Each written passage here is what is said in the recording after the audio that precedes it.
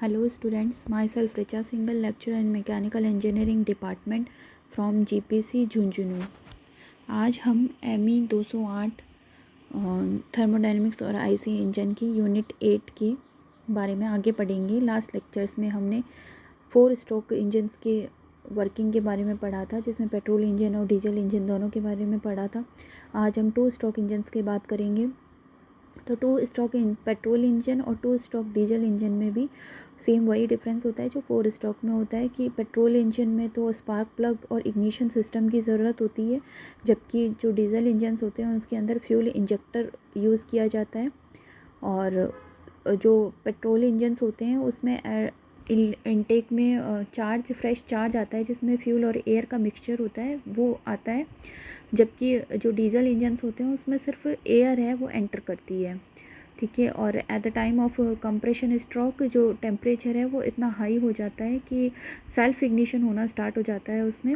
जो एयर और फ्यूल के मिक्सचर होता है उसका जो एयर हमारे इनटेक हुई वो और जो फ्यूल हमने इंजेक्ट करते हैं फ्यूल इंजेक्टर के थ्रू, तो वो दोनों का मिक्सचर का जो at the time of compression stroke तो उनका कंप्रेशन रेशियो इतना हाई होता है कि वो सेल्फ इग्निशन होना स्टार्ट हो जाता है। ठीक है। अब 2 स्ट्रोक इंजन्स की बात करते हैं। बेसिकली उसमें 2 स्ट्रोक इंजन्स क्यों बोलते हैं हम, क्योंकि जो साइकिल है इसमें 2 स्ट्रोक्स में कंप्लीट हो जाता है। ठीक है। 2 स्ट्रोक्स में कंप्लीट हो जाता है, मतलब क्रैंकशाफ्ट के 1 रिवोल्यूशन में साइकिल कंप्लीट हो जाता है। 4 स्ट्रोक में हमें 4 स्ट्रोक्स की ज़रूरत थी, जो थे सक्शन, कंप्रेशन और पावर या एक्सपेंशन और एग्जॉस्ट स्ट्रोक। जबकि जो 2 स्ट्रोक इंजन हैं उसमें सक्शन और एग्जॉस्ट स्ट्रोक की ज़रूरत नहीं होती है, और जो हमारा साइकिल है वो सिर्फ 2 स्ट्रोक्स कंप्रेशन और एक्सपांशन या पावर स्ट्रोक में ही कंप्लीट हो जाता है, इसीलिए इसका नाम 2 स्ट्रोक्स होता है। ठीक है। इसमें मेन डिफरेंस ये होता है कि जो इसमें मेथड ऑफ फिलिंग है वो filling the fresh charge and removing the burn gases from the cylinder है, वो काम है। उसमें डिफरेंस होता है 4 स्ट्रोक के कंपैरिजन में। जैसे हम डायग्राम देखते हैं, इसमें क्या होता है, इसमें वाल्व की जगह पोर्ट लगे होते हैं। यहाँ डायग्राम में आप देख सकते हो कि 3 पोर्ट्स हैं यहाँ पे, इनलेट पोर्ट, ट्रांसफ़र पोर्ट और एग्जॉस्ट पोर्ट। जबकि जो 4 स्ट्रोक इंजन थे उनके अंदर वाल्व्स होते हैं, तो उसमें वाल्व मैकेनिज्म यूज़ की जाती है, जबकि इसमें पोर्ट्स लगे हुए हैं। और नीचे हम देख रहे हैं इनलेट पोर्ट है वो क्रैंक के पास लगा हुआ है, और इधर हम लेफ़्ट साइड में देखते हैं एग्जॉस्ट पोर्ट है, और इधर ट्रांसफ़र पोर्ट है एक। जबकि पिस्टन है, पिस्टन के ऊपर इस तरह के स्ट्रक्चर होती है, डिफ्लेक्टर लगा होता है। तो ये क्या काम करता है ये हम देखते हैं। तो मेन डिफरेंस इसमें 2 स्ट्रोक और 4 स्ट्रोक के अंदर method of filling the fresh charge है और removing the burn gases from the cylinder, उसमें डिफरेंस है कि वो फ्रेश चार्ज कैसे एंटर करता है और बर्न गैसेस कैसे बाहर निकलती हैं। तो 4 स्ट्रोक इंजन के लिए, इंजन में तो इन ऑपरेशंस को परफॉर्म करने के लिए हम सक्शन स्ट्रोक यूज़ करते थे, जिसमें फ्रेश चार्ज है वो एंटर करता था, और एग्जॉस्ट स्ट्रोक था जिसके अंदर जो बर्न गैसेस थी या जो भी कंबशन वाली गैसेस थी वो बाहर निकलती थी एग्जॉस्ट स्ट्रोक में। जबकि 2 स्ट्रोक इंजन के अंदर जो ये प्रोसेस है वो सिर्फ 2 स्ट्रोक्स होते हैं इसके अंदर, कंप्रेशन और एक्सपांशन या पावर स्ट्रोक। इसमें सक्शन और एग्जॉस्ट स्ट्रोक नहीं होता। तो फिलिंग प्रोसेस है इसमें वो कैसे कंप्लीट होता है, मतलब जो फ्रेश चार्ज है, अगर पेट्रोल इंजन है तो फ्यूल और एयर का मिक्सचर एंटर करेगा, जबकि डीजल इंजन है तो उसमें सिर्फ एयर एंटर करेगी। तो वो कैसे कंप्लीट होता है, इसमें जो ब्लोअर के थ्रू या फिर चार्ज कंप्रेस्ड इन क्रैंक के इसके थ्रू ये कंप्लीट होता है। मतलब यहाँ हम देख सकते हैं जैसे इनलेट जो स्प्रिंग लोडेड इनलेट पोर्ट है, इसके थ्रू फ्रेश चार्ज है या फिर एयर है डीजल इंजन के केस में, तो वो एंटर करती है और जो कंप्रेशन स्ट्रोक होता है उसके दौरान क्या होता है, पिस्टन है वो BDC से TDC की तरफ एंटर करेगा। इसमें कंप्रेशन स्ट्रोक में पिस्टन ऊपर की तरफ वो रेसिप्रोकेट करता है, तो जब ऊपर की तरफ जाएगा तो नीचे क्रैंक केस में क्या होगा, प्रेशर डिक्रीज हो जाएगा। तो क्रैंक केस में प्रेशर डिक्रीज होगा तो जो फोर्स है, इनलेट फोर्स है, उसके थ्रू फ्रेश चार्ज है या एयर है जो अंदर एंटर कर जाएगी क्रैंक केस में। ठीक है। तो ऊपर की तरफ मूव हो जाएगी TDC की तरफ, तो जो कंप्रेशन स्ट्रोक है at the time of compression fresh charge या एयर है वो एंटर करके क्रैंक केस में।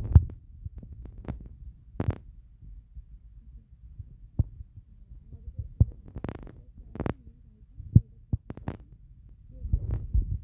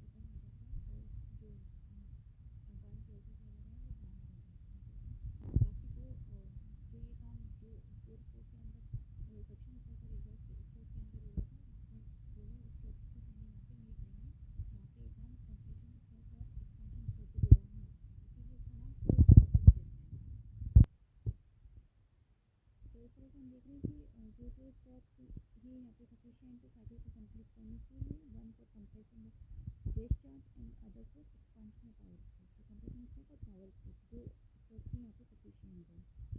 एयर या चार्ज है वो क्रैंक केस में जो स्टीम रोटेट इनलेट वाल्व है, इनलेट पोर्ट है सॉरी, उसके थ्रू एंटर कर रहा है। जब प्रेशर है क्रैंक केस के अंदर वो कम हो जाता है ड्यूरिंग कंप्रेशन स्टॉक, क्योंकि जो पिस्टन है वो बीडीसी से टीडीसी की तरफ मूवमेंट कर रहा है, तो नीचे प्रेशर जो है वो रिड्यूस हो गया, तो यहाँ पे फ्रेश चार्ज और एयर एंटर हो जाएगी। आफ्टर कंप्रेशन फिर उसका कंप्रेशन हो जाएगा और इग्निशन हो जाएगा। उसके बाद में एक्सपांशन प्रोसेस होगा जो अपने यूजुअल वे में होता है। तो ड्यूरिंग एक्सपांशन स्टॉक क्या होता है, चार्ज है क्रैंक केस के अंदर वो कंप्रेस होता है। एक्सपांशन स्टॉक के दौरान कंप्रेस कैसे होगा, क्योंकि एक्सपांशन स्टॉक के अंदर क्या होता है, जो पिस्टन है वो पीडीसी से बीडीसी की तरफ मूव करेगा, ऊपर से नीचे आएगा, तो नीचे आएगा तो क्रैंक केस के अंदर जो चार्ज है वो कंप्रेस होगा। ठीक है, तो near the end of expansion stock, जब एक्सपांशन स्टॉक खत्म होने वाला होता है तो उस टाइम क्या होगा, जो पिस्टन है वो अपनी एग्जॉस्ट पोर्ट ओपन करेगा एंड जो सिलेंडर प्रेशर है वो ड्रॉप हो जाएगा एटमॉस्फेरिक प्रेशर तक, और जो कंप्रेशन के प्रोडक्ट्स हैं वो सिलेंडर से बाहर निकल जाएंगे। जैसे हम डायग्राम देखो, पहले एग्जॉस्ट पोर्ट आता है, जो पिस्टन है उसका पीडीसी पीडीसी के द्वारा एग्जॉस्ट पोर्ट ओपन हो जाएगा, जो कंप्रेशन के प्रोडक्ट्स हैं वो उसके बाहर निकल जाएंगे। तो जो सिलेंडर का प्रेशर है वो एटमॉस्फेरिक प्रेशर तक आ गया, प्रेशर कम हो रहा है ऊपर से, तो वो एटमॉस्फेरिक प्रेशर तक आएगा, तो फिर उसके बाद में जो बंद प्रोसीजर है वो एग्जॉस्ट पोर्ट के थ्रू बंद कर देंगे। फिर नेक्स्ट आगे फर्दर मूवमेंट होगा पिस्टन का, तो फिर उसके बाद क्या होगा, जो ट्रांसफर पोर्ट है वो ओपन हो जाएगा। ट्रांसफर पोर्ट ओपन हो जाएगा तो ये परमिट करेगा साइड चार्ज टैंक के अंदर, वो इंजन सिलेंडर के अंदर एंटर हो जाएगा इसके थ्रू। ट्रांसफ़र पोर्ट ओपन हो गया, ट्रांसफ़र पोर्ट का मतलब ही यही है इधर उधर ट्रांसफ़र करना। तो जो क्रैंक केस के अंदर जो कंप्रेस्ड चार्ज है वो कुछ वो सिलेंडर की तरफ वो चला जाएगा। स्लाइटली कंप्रेस चार्ज है क्रैंक केस के अंदर, वो इंजन सिलेंडर में एंटर करेगा। तो टॉप ऑफ पिस्टन है वो इस तरह से, उसमें क्या होता है यूजुअली एक प्रोजेक्शन होता है ताकि वो फ्रेश चार्ज को डिफ्लेक्ट करे towards the top of cylinder before flowing to the exhaust ports. तो इस तरह से स्ट्रक्चर है उसकी, उसके ऊपर डिफ्लेक्टर लगा हुआ है पिस्टन के ऊपर। तो जो फ्रेश चार्ज क्रैंक केस से ऊपर सिलेंडर में एंटर कर रहा है, तो ये डिफ्लेक्टर उसको डिफ्लेक्ट करेगा सिलेंडर के हेड तक, ताकि वो एग्जॉस्ट पोर्ट से बाहर ना निकले। इस तरह से ये डबल पर्पज़ इसके इंजन का वो सॉल्व कर रहे हैं अपर पार्ट ऑफ सिलेंडर का। एक तो कंबशन के प्रोडक्ट्स हैं उनको इसके वेंज कर रहा है, एंड जो फ्रेश चार्ज है उसको बाहर जाने से, एग्जॉस्ट पोर्ट से बाहर डायरेक्टली बाहर जाने से रोक रहा है। तो ये सेम ऑब्जेक्टिव है वो विदाउट पिस्टन डिफ्लेक्टर के भी अचीव किया जा सकता है, जब हम अगर ट्रांसफर पोर्ट की शेप ही इस तरह से बना दें कि डिफ्लेक्टर की ज़रूरत ना पड़े। तो हम देख रहे हैं यहाँ पे जब अपवर्ड मोशन हो रहा है पिस्टन का, मतलब बीडीसी से टीडीसी की तरफ जब जा रहा है कंप्रेशन स्ट्रोक के दौरान, तो जो सबसे पहले ट्रांसफर पोर्ट है वो बंद होता है, उसके बाद में एग्जॉस्ट पोर्ट बंद हो जाता है। तो हमें पता है कंप्रेशन स्ट्रोक के अंदर जो दोनों पोर्ट्स हैं वो दोनों क्लोज होते हैं, जबकि एक्सपांशन स्ट्रोक होता है उसके अंदर भी दोनों पोर्ट्स हैं वो क्लोज रहते हैं। इस तरह से साइकिल है वो रिपीट होता जाता है। तो हम टू स्ट्रोक इंजन में देखते हैं कि सिर्फ हमें दो स्ट्रोक्स की ज़रूरत पड़ती है, और one revolution of crank shaft है उसके अंदर हमारा साइकिल कंप्लीट हो रहा है। तो ये प्रोसेस डायग्राम के अंदर भी दिखाया गया है। अगर पेट्रोल इंजन की बात हो या डीजल इंजन की बात हो, तो प्रोसेस है वो सिमिलर है, बस डिफरेंस उनमें वही है कि जो पेट्रोल इंजन है उसके अंदर स्पार्क प्लग की ज़रूरत होती है, इग्निशन सिस्टम की ज़रूरत होती है, और फ्रेश एयर फ्यूल मिक्सचर है वो एंटर होता है, जबकि डीजल इंजन के अंदर सिर्फ एयर एंटर होती है और वहाँ पे फ्यूल इंजेक्टर की ज़रूरत होती है। बाकी प्रोसेस है वो इस तरह से सिमिलर रहता है। अब हम बात करते हैं इनके बीच में कंपैरिजन की। 4 स्ट्रोक और 2 स्ट्रोक जो इंजन्स हैं उनके बीच में कंपेयर करते हैं। तो 4 स्ट्रोक इंजन से उसमें क्या थर्मोडायनेमिक साइकिल है वो 4 स्ट्रोक्स में कंप्लीट हो रहा है पिस्टन की, या फिर हम बोल सकते हैं क्रैंकशाफ्ट के 2 रिवोल्यूशंस में कंप्लीट हो रहा है। तो इस तरह से हमें केवल इस चारों स्ट्रोक्स में केवल एक पावर स्ट्रोक ही हमें ऑब्टेन होता है, जबकि 2 स्ट्रोक इंजन में थर्मोडायनेमिक साइकिल है वो 2 स्ट्रोक्स ऑफ पिस्टन में कंप्लीट हो रहा है, मतलब 1 रिवोल्यूशन ऑफ क्रैंकशाफ्ट में कंप्लीट हो रहा है। इस तरह से हमें ईच रिवोल्यूशन ऑफ क्रैंकशाफ्ट में एक पावर स्ट्रोक मिल रहा है।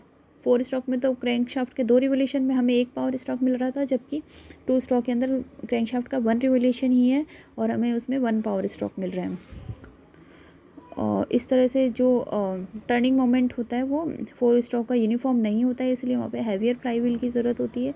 जबकि जो 2 स्ट्रोक है उसका टर्निंग मोमेंट डायग्राम होता है वो यूनिफॉर्म होता है, और इस तरह से वहाँ पे लाइटर फ्लाईव्हील की ज़रूरत होती है। अब again because of 1 power stroke for 2 revolutions power produced हो, अगर सेम साइज़ के इंजन की बात करें तो 4 स्ट्रोक इंजन है उसके अंदर पावर प्रोड्यूस्ड है वो कम हो गई, क्योंकि वहाँ पे 4 स्ट्रोक्स के अंदर 1 पावर स्ट्रोक मिल रहा है। मतलब क्रैंकशाफ्ट के 2 रिवोल्यूशन के अंदर हमें 1 पावर स्ट्रोक मिल रहा है, जबकि 2 स्ट्रोक के अंदर हमें क्रैंकशाफ्ट के 1 रिवोल्यूशन के अंदर 1 पावर स्ट्रोक मिल रहा है। तो इस तरह से सेम साइज़ के इंजन के लिए इसमें जस्ट डबल पावर मिल रही है हमें 2 स्ट्रोक के अंदर। तो इसमें इंजन लाइटर हो गया और मोर कम्पैक्ट हो गया, जबकि 4 स्ट्रोक के अंदर इंजन है वो हैवियर हो गया और बल्कियर हो गया। अब 4 स्ट्रोक इंजन की बात करें तो 1 पावर स्ट्रोक की वजह से यहाँ पे 2 रिवोल्यूशन के अंदर 1 पावर स्ट्रोक मिल रहा है, इसलिए वहाँ पे कूलिंग की भी कम ज़रूरत होगी, लुब्रिकेशन की भी कम ज़रूरत होगी, lower rate of wear and tear हो गया। जबकि 2 स्ट्रोक इंजन से उसमें ज़्यादा पावर मिल रहा है हमें 1 पावर स्ट्रोक के अंदर 1 रिवोल्यूशन के अंदर, इसलिए ग्रेटर कूलिंग और लुब्रिकेशन की रिक्वायरमेंट हो गई, वहाँ पे high rate of wear and tear हो गया। 4 स्ट्रोक इंजन्स की वर्किंग की बात की थी तो हमने देखा था वहाँ पे वॉल्व्स होते हैं और valve actuating machine mechanism use होती है for opening and closing of inlet and exhaust valves. जबकि 2 स्ट्रोक इंजन्स होते हैं वहाँ पे वाल्व्स जैसी कोई चीज़ नहीं होती, वहाँ पे पोर्ट्स लगे होते हैं। ठीक है, अगर कंपैरिजन की बात करें तो यहाँ पे higher weight and complicated valve mechanism होती है, इसलिए इनिशियल कॉस्ट होती है 4 स्ट्रोक इंजन की वो ज़्यादा होती है। जबकि 2 स्ट्रोक इंजन्स के अंदर वाल्व मैकेनिज्म वगैरह जैसी कोई चीज़ नहीं होती, वहाँ पे पोर्ट्स लगे होते हैं, इसलिए उनकी इनिशियल कॉस्ट होती है वो कम होती है। अब वॉल्यूमेट्रिक एफिशिएंसी की बात करें तो 4 स्ट्रोक इंजन की वॉल्यूमेट्रिक एफिशिएंसी ज़्यादा होती है, जबकि 2 स्ट्रोक इंजन्स की वॉल्यूमेट्रिक एफिशिएंसी कम होती है। और थर्मल एफिशिएंसी की बात करें तो थर्मल एफिशिएंसी भी 4 स्ट्रोक इंजन्स की ज़्यादा होती है, पार्ट लोड एफिशिएंसी भी अच्छी होती है, जबकि 2 स्ट्रोक इंजन्स की थर्मल एफिशिएंसी और पार्ट लोड एफिशिएंसी पुअर होती है। तो मतलब दोनों एफिशिएंसी है, वॉल्यूमेट्रिक और थर्मल एफिशिएंसी दोनों 4 स्ट्रोक इंजन्स की ज़्यादा होती है comparison to 2 stroke engines.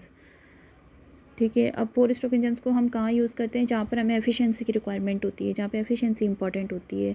For example cars, buses, trucks, tractors, industrial engines, aeroplanes, इन सब में यूज़ करते हैं। जबकि ये 2 स्ट्रोक इंजन्स हैं उन्हें वहाँ यूज़ करते हैं जहाँ पे लो कॉस्ट, कॉम्पैक्टनेस और लाइट वेट की रिक्वायरमेंट होती है।